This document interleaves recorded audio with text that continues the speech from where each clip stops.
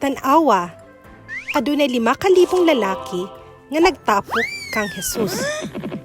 Apan kabalo ka ba nga kaning istoryaha sa pagpakaon ni Jesus sa 5,000 nag-ihap lamang sa mga lalaki.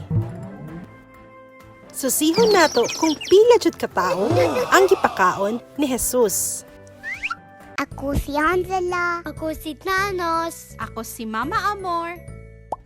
Bisaya for Kids! Woohoo! Si Jesus nagpakaon sa 5,000. Ang 12 ka mga tinun-an ni Jesus midala sa iya sa usa ka sakayan sa dagat sa Galilea, ngadto sa usa ka hilit nga dapit alang sa pagpahuway ug pag-ampo. Ang dakong panon sa katawhan sa maong dapit nakadungog nga si Jesus duol na. Nagdalagan sila sa pagpakikita sa iyaha. Gidala nila ang ilang masakiton. Sa dihang midunggo na ang sakayan, siya mitudlo kanila mahitungod sa gingharian sa Dios ug miayo ni adtong mga masakiton. Sa pagtan-aw ni Jesus sa panon sa katawhan, naay mga gidaghanon nga mga 5,000 kalalaki. Kung idungag ang mga babayi ug mga bata, ang panon lagmit mikabat ug 10,000 ngadto sa 20,000. Nakahuman na si Jesus sa pagtudlo. Gigutom ang tanan. Palakawas sila aron mamalit og pagkaon. Miingon ang iyang mga tinun-an. Apan, gusto ni Jesus nga ipakita sa mga tawo nga makasalig sila sa Diyos.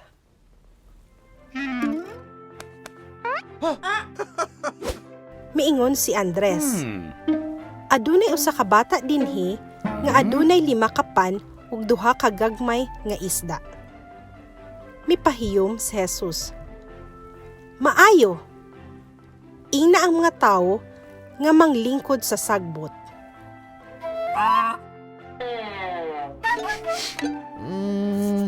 Usa, nang lingkod ang tanan, ibabaw sa kilid sa bukid.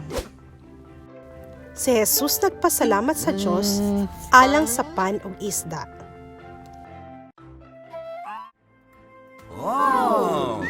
Iyang gipikas-pikas, kini aron ihatag sa iyang mga tinun-an. Ang mga disipulo ni Jesus nang hatag og pan ug isda ngadto sa tibuok panon. Adunay 5,000 nga mga lalaki ug daghang mga babayi ug mga bata usab. Ang tanan mikaon kutob sa ilang gusto.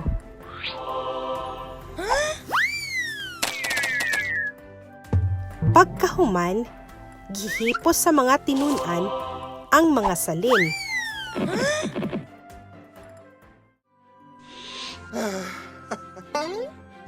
Adunay 12 ka bukag nga puros puno.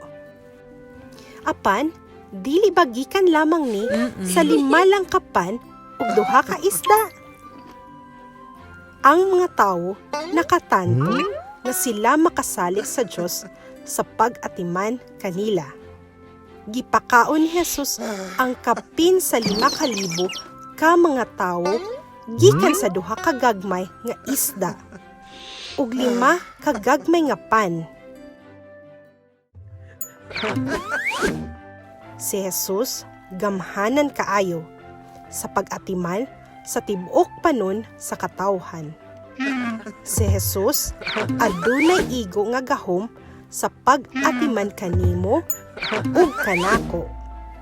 Ang istorya ni Jesus nga nagpakaon sa 5,000 mao ang usa ka pipila ka mga istorya sa Biblia nga makita sa tanang 4 ka mga ebanghelyo. Kini nga istorya sikat tungod kay nagtudlo kini sa importansya sa pagpaambit, pagpakigbahin sa unsay naa nimo. ug nga ang mga Kristohanon kinahanglang musalig sa Dios. Mga amiga, mga amigo, naapabakay na bal-ang mirakulo nga gihimo ni Jesus? Padayon pagtan-aw sa uban pang episode aron masayra nato ang uban pang pagtulunan ni Hesukristo. Salamat! Kita-kita ta sa sunod. Ayaw kalimot pag-like ug subscribe.